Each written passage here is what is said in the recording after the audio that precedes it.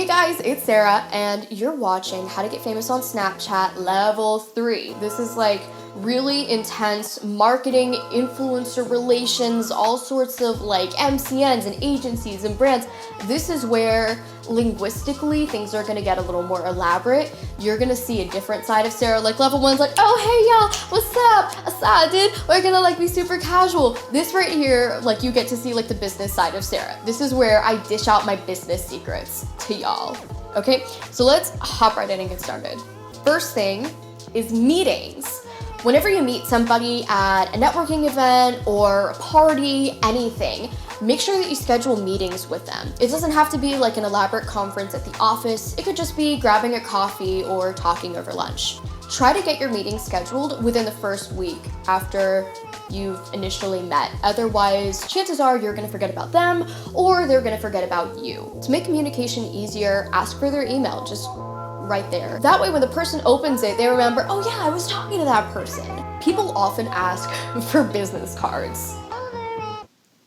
That should not be a thing. Business cards get lost in your pocket, your purse, your car's center console, in between your couch cushions, in your great Aunt Judy's lucky fern, I don't know. Like, business cards will always get lost. Nobody should use them because everybody loses them. Trust me, just exchange contact info on your phone or add the person on Facebook or even LinkedIn. Just like, for God's sake, guys, stop with the business cards. Number 2, get press. The biggest way to look legit is by having your name in the papers. One of the best ways I found to get press on Snapchat is through Google Alerts. So I one day was looking up Snapchat in the news section of Google, and then all of a sudden I saw this thing pop up that said, do you want to set Google Alerts to this keyword or this search term? And I was like, wow, what? Google will send you an email every time an article pertaining to that search term or keyword is released. It's an incredible tool. It allows you to be the first to see an article in that subject.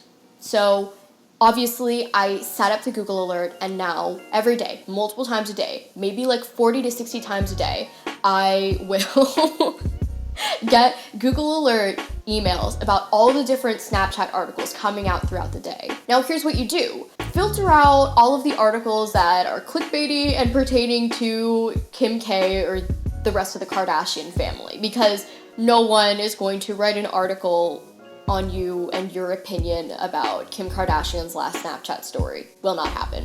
If I know a thing or two about the topic of the article, like spectacles or autoplay that weren't included, I'll actually contact the news site.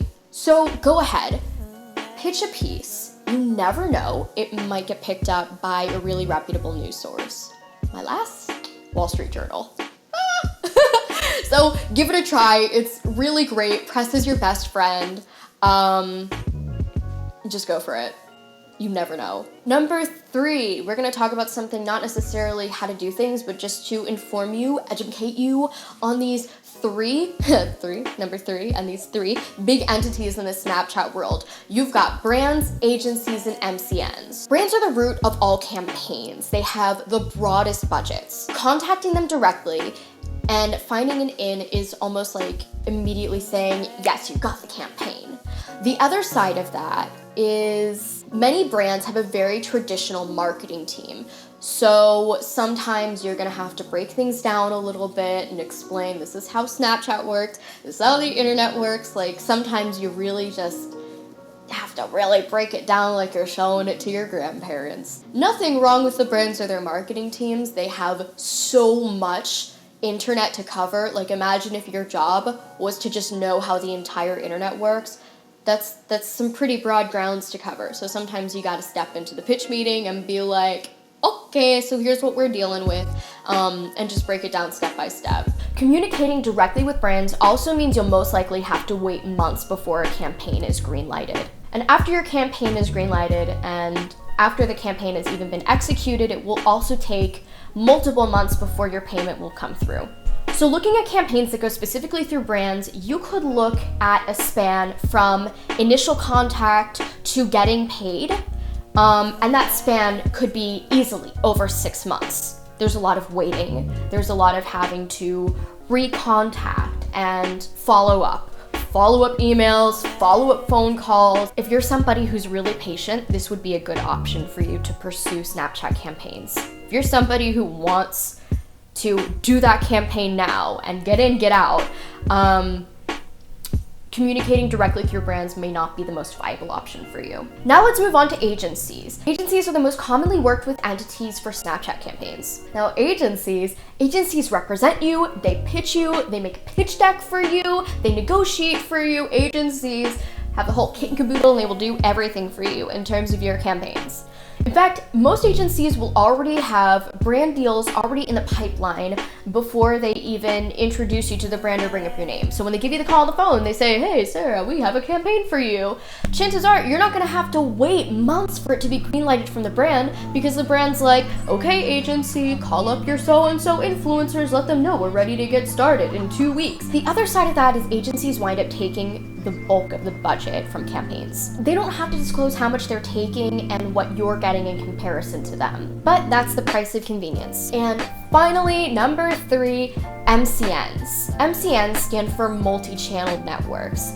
Multi-channel networks were originally created for big YouTubers. They were supposed to be a place of community, growth, new opportunities, basically a way to have a network that you can be signed to, but like an agency or a union for YouTubers. Eventually, over time, they adapted and expanded into different platforms like into Instagram and Twitter. Being signed to an MCN is like being signed with a record label. An MCN typically offers more than an agency. They offer so much I had to write it down in the notes section of my phone so I can read it to you. They offer resources like workspaces, meetings with agents and sales specialists, supervising and creating merch lines, opening up various monetizable streams, facilitating industry contacts, invites to exclusive parties and networking events, and the distinction of being under their name. They have the same deal as agencies in the brand deal department though. They can take whatever cut they want and are not obligated to be transparent with the talent. So if an MCN wants to take 90% off a brand deal, they're totally allowed to. And you will never know that you're only getting 10%. Same deal with agencies. That's just the way the world works. Welcome to Hollywood! This is becoming a theme here, I can tell. But once again, that is the price of convenience bundled in with representation and multiple resources. Second to last one has to deal with pricing for brand deals and knowing your value. I'm gonna have to figure out what to name this in the video. Whatever this tip is. Know your value when doing a brand deal. Campaign budgets are fickle. There's a delicate balance to be struck. Do your market research. Get a feel for typical view range, engagement rates, brand campaign rates for Snapchatters in your niche. If you can figure out what other people are charging and what numbers they're getting, then you can figure out easily where you fit in value-wise and what you should be charging. Unfortunately, that's not the way the Snapchat world works. If you're heavily tied into the community, maybe you can do some of that stuff and get kind of an idea of what other people are doing or charging or getting. But for the most part, you're gonna have to take a leap of faith like the rest of us. The balance struck in the marketing world falls back to you. Make sure you're offering enough deliverables to prove yourself valuable enough for higher rates. And even though you might be valuable enough to give higher rates than what you initially expected, don't go crazy with your numbers. Also, don't price yourself too cheap. Never price yourself like disgustingly cheap for this industry just because you want to get a campaign. If a brand cannot compensate you for what you're worth, don't settle for less. And never, never, never, never, never, never do anything for free. Unless you see an unbelievable opportunity to do something, like if a brand wants to fly you across the world, like travel expenses and food and everything, or like you're gonna do something with like MTV or like the Grammys, like that's a big opportunity. And if they're like, we're gonna take care of everything, but we're not gonna compensate you for showing up, that's okay. That's a-okay. So when we get down to it, don't price yourself ridiculously high because no brand is gonna pay you stupid numbers if you're not worth it. And don't price yourself low or do anything for free. really know your value and make sure that you're getting compensated for what you're worth. This all might sound super vague, but it's really gonna help you out in the pricing process. If you're talking to an agency or an MCN and they're offering you numbers for a campaign, those numbers are gonna be drastically lower than if you're working with a brand. Because if you're working with a brand, you are also going to market yourself, be your own representation, do the negotiation, responsible for liabilities, E&O, any of that. You're gonna have to basically be your own marketing business on top of being talented. So naturally that makes you worth more and you're gonna be able to get higher numbers for that. But if you're working with agencies or MCNs, just remember you're getting paid to just be talent and you're gonna have to settle for less. Outside of that, I wish I could give you a number to work with, but unfortunately there's not a one-size-fits-all number. Most brand deals and campaigns work on a case-by-case basis. So people are going to be working with different engagements, view counts. Some campaigns could span over the course of 3 months, others could be just 24 hours. Some move on to different platforms like Twitter and Facebook, and others will stay exclusively in Facebook. There are so many variables, I just cannot give any numbers. There is no one size fits all. Also, the other thing is if I do give like certain numbers that I do for certain things on top of that maybe not matching up with other people's variables, is it's going to influence the marketplace. And I don't want to give numbers if they're too low, and even though they might be appropriate for me, they might be too low for other people, and I don't want brands going up to my fellow Snapchatters and being like, well, Sarah said this number's it, so I don't want to pay you any more than that. And then I also don't want to give out numbers that might be just ridiculously high that might intimidate brands to work with Snapchatters, because the truth is there is such a vast range in terms of budgeting for Snapchat campaigns and takeovers and influencers and events and all sorts of stuff like that. It really is its own industry, and there's not one number you can give brands and there's not one number that you can give influencers. It really is case by case. So we all are going through the same thing. There's not one Snapchatter, one influencer, one social media marketing company that knows the secret algorithm to what your value is. But in the end, we all just have to experiment to find that balance. And there went my microphone. Now it's back. Enjoy. Finally, right in time for the last one, the last little nugget of info I'm giving you. It's on disclosing. This has to do with the law, FTC regulations, fun stuff. This is super hip and cool and everybody should know. No, I mean you should know because it's the law. Like, share with your audience when you're getting paid to do things, because it's just straight up unethical to go on screen and talk about a product. Like, God, the amount of times I see this happen drives me nuts! But disclose, share with your audience when you're getting paid. Like, be a good person, do the right thing. Also, follow the rules and don't break the law. Because ethics, y'all, internet ethics. So, sponsored posts, it's really simple what you have to do. Two things really. The first thing is you gotta use hashtag, because hashtags are so cool and hip and internet laws are cool and hip. There are really only 3 hashtags that you can't go wrong with: hashtag sponsored, hashtag partnered, or hashtag ad. Using any of those in the bottom right-hand corner or really anywhere on your screen, just enough to be visible, is ethical, and it shows visibly on your screen, so even if people's volumes aren't on, they can see, okay, this is a sponsored post. Also, verbally disclose.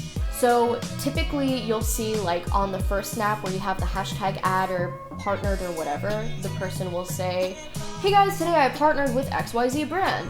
Hey, you know, I was sponsored. Hey, I'm endorsed. Hey, whatever. Just make sure that you use that language, throw it in there. It's ethical, it's the law. Be honest with your audience. Don't just make money off of them without them knowing, because that's just not right. Make sure that if you're doing a brand deal, make sure you genuinely believe in the product or service that they're offering, because there's nothing worse than being a sellout or lying. If there's something that I absolutely love and I was offered a brand deal, I will for sure do it. If there's something that I'm just not passionate about, regardless of how much money they're offering to pay me, if I don't think it's a good fit for me and I don't think it's a good fit for my audience, I'm not gonna settle for a sponsorship. So be true to yourself, be true to your audience, be ethical and follow the rules, and make sure that you're disclosing. All right, that's really it. This is the end of my 3-part series.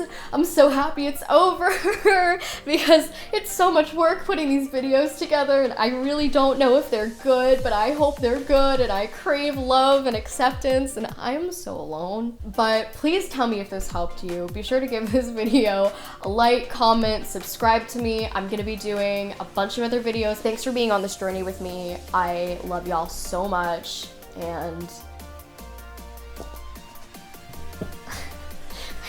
good night. If you have any comments, questions, concerns, paychecks, requests, or side effects, feel free to leave them in the comments section below.